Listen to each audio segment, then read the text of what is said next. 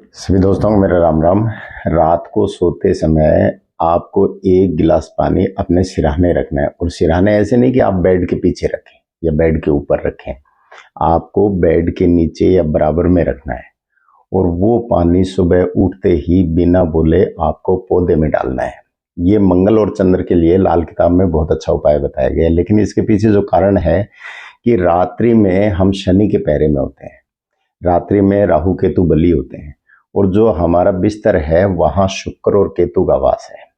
यानी टोटल शनि के मित्र ग्रह यानी पापी ग्रहों से हम घिरे रहते हैं। और वो 12वां घर होता है जहां समाधि लीन होते हैं। नींद का मतलब एक तरह से समाधि होती है, तो 12वें घर को भी समाधि कहा गया है, दूसरे घर को साधु कहा गया है।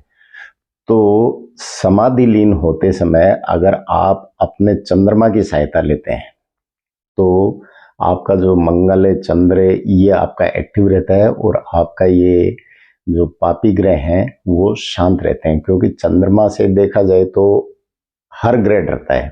शनि है, शनि चंद्रमा से कोई दुश्मन मानते हैं, लेकिन हर जगह दुश्मन नहीं है।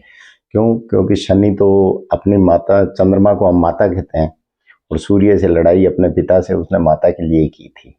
जो हमें छाया देता है वो शनि ही है।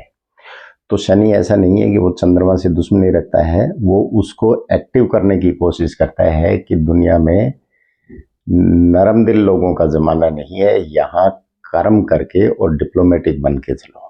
तो इसलिए वो चंद्रमा को ठोस करता है। तो यहाँ बात चल रही है पानी के गिलास की, तो आप चंद्रमा को अपने पास रखते हैं। जैसे पहले क्या हुआ करता था, लोग कहीं भी बाहर जाते थे तो वो क्या है, जैसे रात रात में कहीं बाहर निकलते थे, भूत का साया, ऊपरी छाया, इन चीज़ों का बड़ा भय रहता था उस टाइम।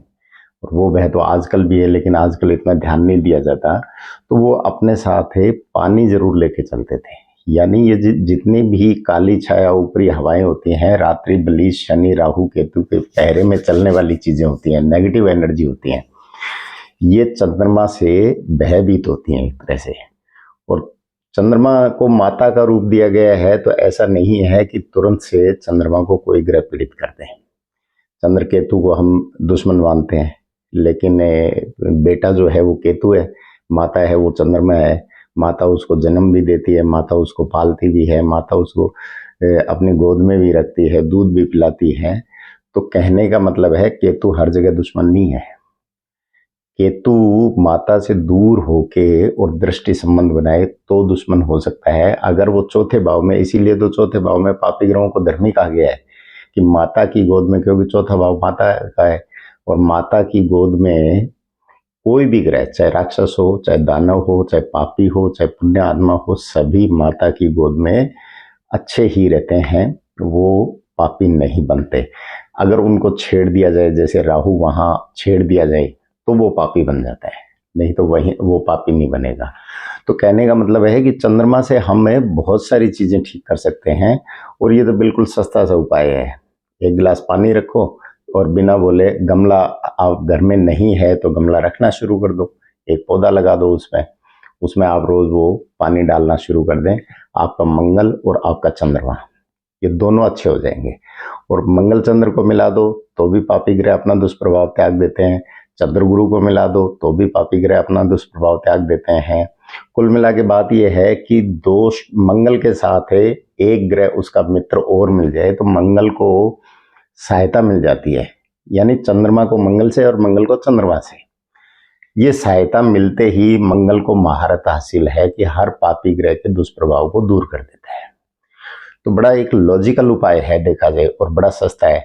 लेकिन लोग सस्ते उपाय को पसंद नहीं करते। क्यों? क्योंकि उनको ये लगता है कि अरे यार, ये पानी का गिलास तो ये, इसमें कौन सा क्या उपाय होता है।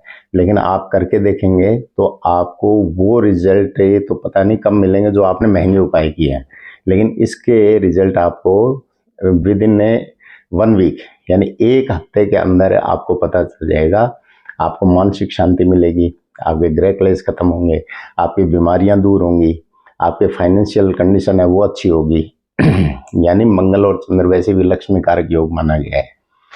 तो इस तरीके से हमें, और 12वां घर जो है राहु का है, तो वहां चंद्रमा का रहना जरूरी है, मंगल का रहना जरूरी है। जो लाल किताब में सौंफ और चीनी लाल कपड़े में मूंगा ये बांध के सिरहाने रखने का बताया जाता है, तो वो इसीलिए बताया जाता है। और गुरु का भी वो पक्का घर है, तो वहाँ हमें मंगल के साथ साथ अगर चंद्रमा को और रख लें तो गुरु को पूर्णतः सहायता मिल जाती है। जो हम सांस लेते हैं, जीव कारक है, जो हमें सांस देता है, जो हमें सृष्टि में जिंदा रखता है, गुरु है, उसको सहायता मिल जाती है। और उसको सहायता मिल जाती है तो फिर वो हमें ऑक्सीजन की मात्रा जो है वो पूरी रहेगी और वो हमें बीमार नहीं होने देगा, हमें मानसिक स्वास्थ्य अच्छा देगा। मानसिक स्वास्थ्य अच्छा देगा तो हम वैसे ही शरीर एक्टिव होगा तो हम काम करेंगे तो हम कमा भी लेंगे, कमा लेंगे तो हम खर्चे भी अच्छे करेंगे।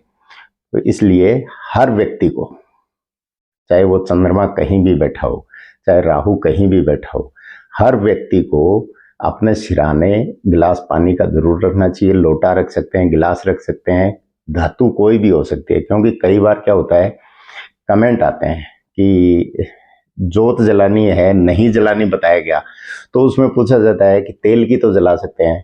भाई जोत नहीं जलाने का मतलब है नहीं जलानी है ज़्यादा। एक बत्ती भिगो के हल्की सी, चाहे वो तेल की करो चाहे वो घी की करो। तो इसी तरीके से यहाँ ये कमेंट भी आ सकता है कि धातु हम कौन सी ले, तांबा ले लें क्या, सिल्वर ले लें क्या, स्टील ले लें क्या, प्लास्टिक ले लें क्या। आपके सिरहाने पानी होना चाहिए, धातु कोई भी हो। और फिर आता है कि कमेंट का जवाब में इतना मेरे लिए संभव नहीं है। आपको अगर कमेंट का किसी का आपकी कोई पूछने की इच्छा है तो वो आप कमेंट में सिर्फ इतना डाल दें कि इस तरह का वीडियो बनाएं। मैं वीडियो डाल दूंगा, लेकिन वो कमेंट का जवाब देना मेरे थोड़ा बस की बात नहीं है, तो इसलिए उसके लिए मैं क्षमा चाहूँगा। बाकी आपकी कोई क्यूरियोसिटी है उसके लिए आप कमेंट डाल दें कि मुझे इस तरह का वीडियो चाहिए, इस युति पे चाहिए या इस ग्रह पे चाहिए, तो वो मैं डाल दूंगा।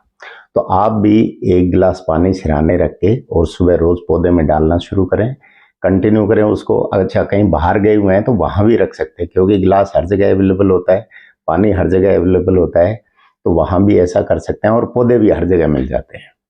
तो आपको 100% जो है मंगल और चंद्र से लाभ मिलना शुरू हो जाएगा, गुरु को ताकत मिल जाएगी, यानी मित्र ग्रह सारे आपको सहायता करने लग जाएंगे और पापी ग्रह है वो क्षीण होके शांत हो जाएंगे।